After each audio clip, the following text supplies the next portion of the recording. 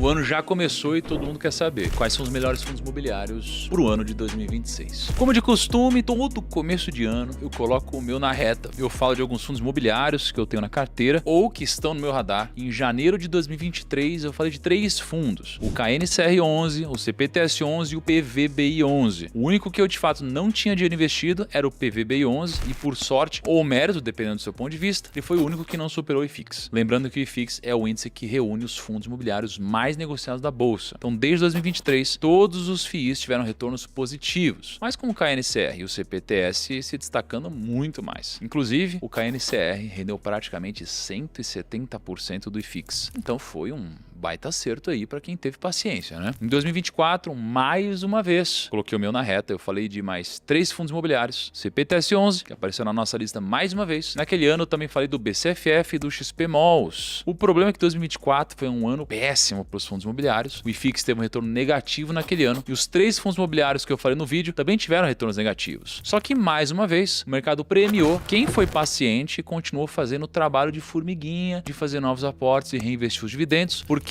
se você foi um dos investidores que segurou esses FIIs até o final de 2025, os 3 fundos imobiliários superaram o IFIX. Ou seja, os 3 renderam mais que a média dos outros fundos imobiliários do mercado. Ano passado, mais uma vez, eu escolhi 3 fundos imobiliários para o ano de 2025. Os escolhidos foram o XPMOLs 11, BTCI 11 e o RVBI 11, que mais tarde trocou o ticker para PSEC 11. Enquanto todo mundo estava pessimista com renda variável e acreditavam em mais um ano de queda no preço das cotas, os 3 FIIs escolhidos tiveram retornos positivos de mais de 25% e superaram muito o CDI. E quem estava pessimista com renda variável deixou dinheiro na mesa. E dia 30 de dezembro de 2025, último dia de negociação do ano, o IFIX bateu a máxima histórica, uma valorização de mais de 20% no ano. E olha que ironia, essa alta toda aconteceu no ano que a Selic chegou em 15%, a maior taxa de juros em quase 2 décadas. E, aliás, deixa aqui nos comentários se no ano passado você investiu mais em fundo imobiliário ou mais em renda fixa. Porque a verdade é que muita gente acreditava que com os juros nas alturas, os fundos imobiliários iam sofrer, que ninguém ia querer investir em FIIs pagando 9, 10 ou 11% ao ano, quando a renda fixa estava pagando 14% e 15%. Mas aconteceu exatamente o oposto. Os fundos imobiliários não só tiveram retornos positivos, como tiveram seu melhor ano desde 2020. Só que existe um detalhe muito importante aqui. Essa alta de 2025 não foi um rally cego onde todos os FIIs subiam juntos. Foi um movimento seletivo. Alguns FIIs explodiram, outros ficaram para trás. Os 3 fundos imobiliários que eu escolhi para 25 tiveram retornos positivos acima de 25%. Mas dá uma olhada nesses outros fundos imobiliários. O RMAI11, que teve um retorno negativo de 40% em 2025. O PLR11, que também teve um retorno negativo. O HCIG11, a mesma coisa. Então, vários fundos imobiliários tiveram retornos negativos e bem abaixo do IFIX. E por isso, eu decidi colocar o meu na reta mais uma vez, como eu faço todos os anos, e te mostrar 3 fundos imobiliários que eu acredito na tese e que eu estou investindo para o ano de 2026. Só que antes de eu te mostrar esses 3 fundos imobiliários, eu tenho 3 coisas bem rápidas para falar aqui. A primeira é: dá um like nesse vídeo e se inscreve no canal, pelo amor de Deus. Isso é muito importante pra gente entender que vocês querem mais vídeos de fundos imobiliários aqui. E se você gosta de fundos imobiliários ou começou a investir esse ano, é muito importante que você se inscreva, porque esse ano eu pretendo fazer uma cacetada de vídeos sobre fundos imobiliários. Então, clica no like, se inscreve para não perder nada. E segundo, todos os vídeos de fundos imobiliários que eu vou mostrar no vídeo de hoje não são os únicos bons fundos que existem na bolsa. Obviamente, existem vários excelentes por aí e com certeza no ano de 2026. Mas esses são os vídeos que eu escolhi com base nos meus critérios e em cima de recomendações de analistas certificados. E eu vou te explicar o porquê de cada um deles nesse vídeo. E terceiro, nada do que eu falar aqui é uma recomendação de investimentos, tá? O meu perfil de investidor é completamente diferente do seu, então tudo que eu disser aqui é apenas para educar e inspirar, nada além disso. E bom, para você entender porque eu escolhi exatamente esses 3 fundos, primeiro você precisa entender o que aconteceu com o mercado de fundos imobiliários em 2025. No começo do ano, o cenário era completamente pessimista, lembra? A Selic estava subindo, a inflação estava alta, o dólar estava passando dos R$6. E todo mundo dizia a mesma coisa. 2025 vai ser um péssimo ano para os fundos imobiliários. Só que aos poucos, algumas coisas começaram a mudar. Primeiro, a inflação começou a cair. O IPCA, que é o índice oficial de inflação no Brasil, fechou 4,26% em 2025. Foi a primeira vez em anos que a inflação ficou abaixo do teto da meta do Banco Central, que era de 4,5%. Pode parecer pouca coisa, mas isso foi muito importante, porque mostrou que que o Banco Central está conseguindo controlar a inflação que vinha forte no começo do ano. Segundo, o IGPM, que é aquele índice usado para reajustar o aluguel, fechou o ano negativo. Isso significa que ele foi menos de 1,05% em 2025. O IGPM é um outro índice de inflação parecido com o IPCA. Só que enquanto o IPCA mede a inflação que afeta o consumidor, ou seja, o quanto os preços subiram no mercado, na farmácia, no posto de gasolina, o IGPM mede a inflação de uma forma mais ampla. Ele leva em conta três coisas: preço no atacado, preço ao consumidor e custo da construção civil. E se você é um investidor de fundos imobiliários, é muito importante que você entenda isso. A maioria dos investidores de FIIs não sabe, mas por causa dessa composição do IGPM, ele é muito usado para reajustar os contratos de imóveis, principalmente os contratos de aluguel comercial. Então, quando o IGPM sobe, os aluguéis dos fundos imobiliários sobem. E quando o IGPM cai, os aluguéis também caem. Em 2025, o IGPM caiu. Ou seja, tecnicamente, os aluguéis deveriam ter caído um pouquinho. E aqui é onde a coisa fica interessante. Quando você investe num fundo imobiliário, você está comprando uma parte de vários imóveis. Esses imóveis geram receita através de aluguéis. E a maioria dos contratos de aluguel comercial no Brasil não tem reajuste pelo IPCA. Eles têm reajuste pelo IGPM. Então, quando o IGPM fica negativo, os aluguéis não sobem. Na verdade, em alguns casos, eles até caem um pouco. E isso seria ruim para os fundos imobiliários, não é? Mas, na verdade, não. Tá errado, porque o mercado olha para frente. E se o IGPM está negativo agora, significa que quando ele voltar para o positivo, ele sempre volta, os aluguéis vão ter espaço para subir. E os fundos que pagam dividendos baseados nesses aluguéis vão começar a distribuir mais dividendos. E foi exatamente isso que o mercado começou a precificar nesse rally dos últimos meses. Terceiro ponto muito importante é que a curva de juros futuro começou a cair. Então, a curva de juros futuro é basicamente o que o mercado espera que aconteça com os juros no futuro. Se a curva está subindo, significa que o mercado acha que os juros vão ficar altos por muito tempo. Se a curva está caindo, significa que o mercado acha que os juros vão começar a cair em breve. E em 2025, especialmente no segundo semestre, a curva começou a cair. A taxa futura de 2035, no começo do ano passado, estava em 15%. E hoje ela está em 13%. E o que isso significa na prática? Significa que o mercado começou a acreditar que nesse ano de 2026, o Banco Central vai começar a cortar a Selic. Você já ouviu falar no Polymarket? Para quem não sabe, o Polymarket é uma plataforma que faz aposta de tudo. E tem aposta de eleição, de quem vai ganhar a Copa esse ano, a aposta se o Trump vai atacar o Irã,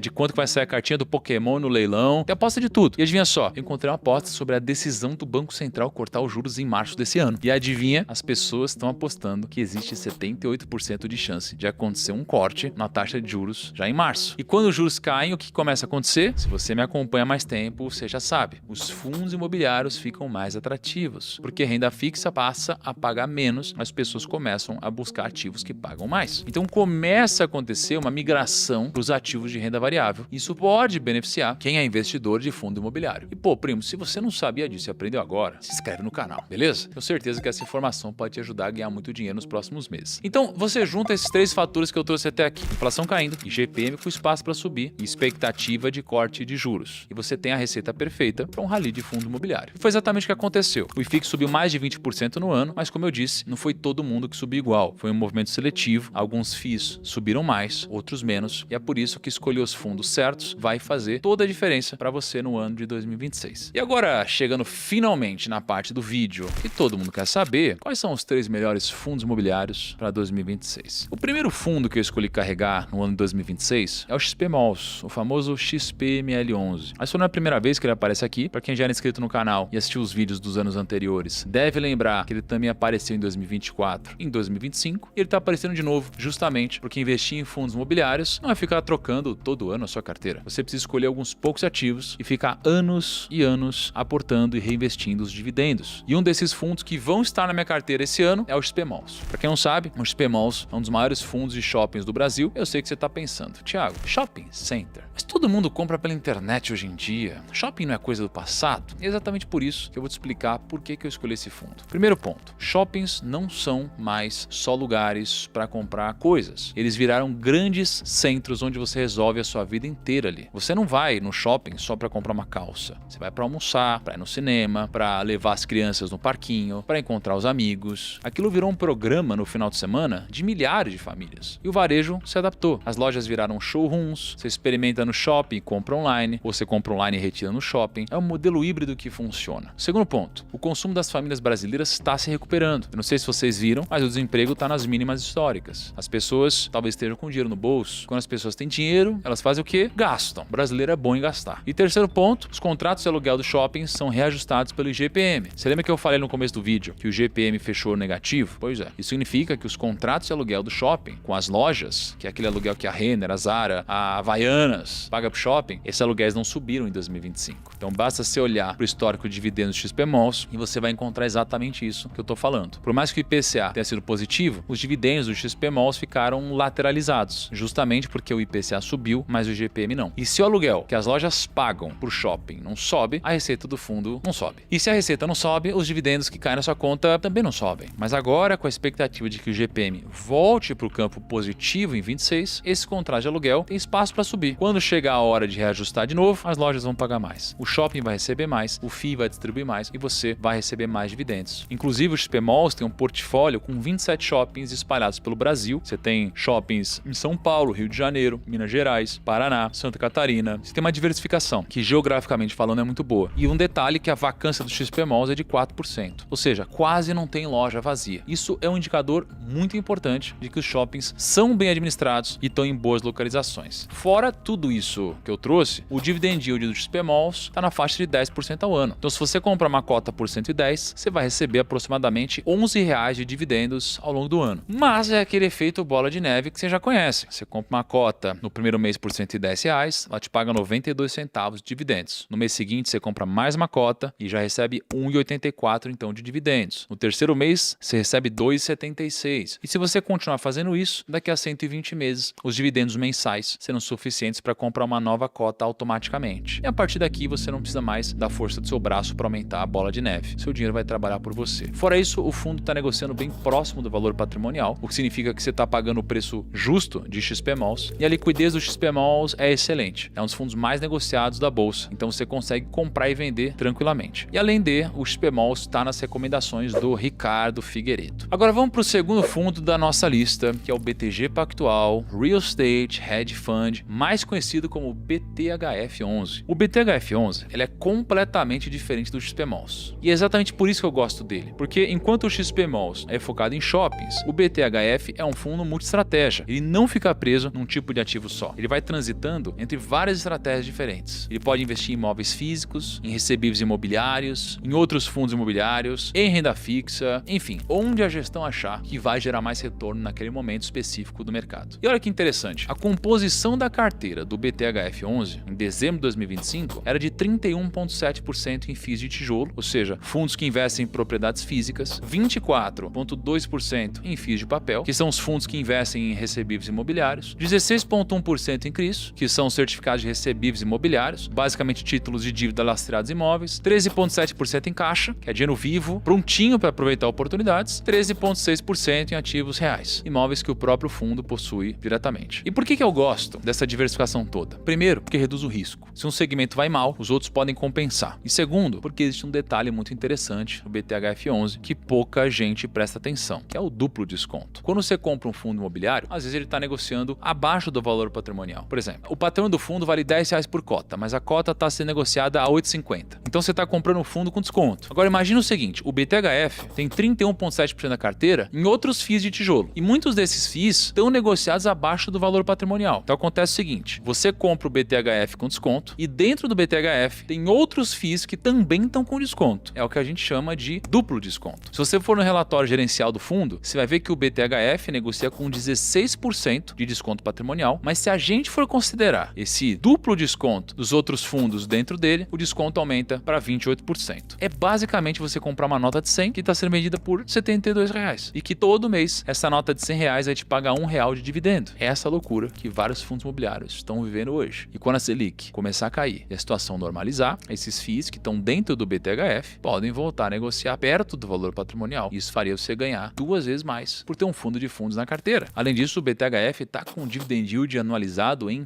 12%. O valor patrimonial da cota é de R$10. Então, como ele está negociando a 9, isso significa que existe um desconto de 10% no mercado. E tem mais. O BTHF tem mais de 300 mil cotistas, é um dos fundos com mais investidores no Brasil, então você consegue comprar comprar e vender sem problema. Agora, vamos para o terceiro fundo do nosso vídeo. O fundo de número 3 do vídeo de hoje é um fundo de lajes corporativas, que são aqueles andares inteiros de prédios comerciais que as empresas alugam para montar os escritórios. E esse é um segmento que muita gente deixou de lado 5 anos atrás, durante a pandemia. Todo mundo achava que escritório ia acabar, que todo mundo ia trabalhar de casa para sempre. Só que não foi bem assim. As empresas perceberam que trabalho remoto tem vantagens, mas que também tem desvantagens. Produtividade caiu em alguns times, integração de novos funcionários ficou difícil, cultura organizacional começou a se perder. Então a maioria das empresas voltou com o modelo híbrido. Alguns dias no escritório, alguns dias em casa. E tem empresas que voltaram 100% presencial. Só para vocês terem uma ideia do que eu tô falando, o Bradesco recentemente acabou com o home office para 900 funcionários em 26. O Itaú recentemente demitiu uma galera, dizendo que eles tinham baixa produtividade por trabalhar de casa. A Dell e a Amazon também anunciaram o fim do modelo híbrido, estão voltando para o presencial. O Nubank também está migrando para o modelo presencial. Inclusive, vários colaboradores do Nubank fizeram um manifesto contra o modelo presencial. E todo esse movimento está criando uma demanda enorme por espaços corporativos de qualidade. E as empresas não querem mais aqueles escritórios velhos, apertados, sem ventilação. Elas querem prédio moderno, com tecnologia, sustentável, bem localizado. E os contratos, eles são longos. Diferente do varejo, onde uma loja pode sair de um shopping de um mês para o outro, no corporativo os contratos duram anos. Isso dá uma previsibilidade muito maior para os dividendos que você vai receber. Imagina, por exemplo, que estoura uma crise amanhã. O inquilino desses prédios não pode simplesmente sair. Ele tem um contrato de 5, 7, 10 anos para cumprir. E caso ele decida sair mesmo assim, ele vai ter que pagar uma multa enorme, que geralmente são vários meses de aluguel. Então o fundo se beneficiaria de qualquer forma. E quando a gente fala de desconto, o segmento de lajes corporativas, dentro de todos os outros segmentos dos fundos imobiliários, tem algo de muito especial. Os FIIs de lajes corporativas são os FIIs mais descontados hoje da bolsa. Enquanto a média do valor patrimonial dos fundos imobiliários é de 0,9, a média do setor de escritórios é de 0,66. Então talvez faça sentido ficar de olho em outros fundos de escritórios nesse ano de 26. E com essa volta que as grandes empresas estão fazendo para o modelo presencial, pode aí, quem sabe, dar uma bela de uma alavancada na cota dos fundos de escritórios.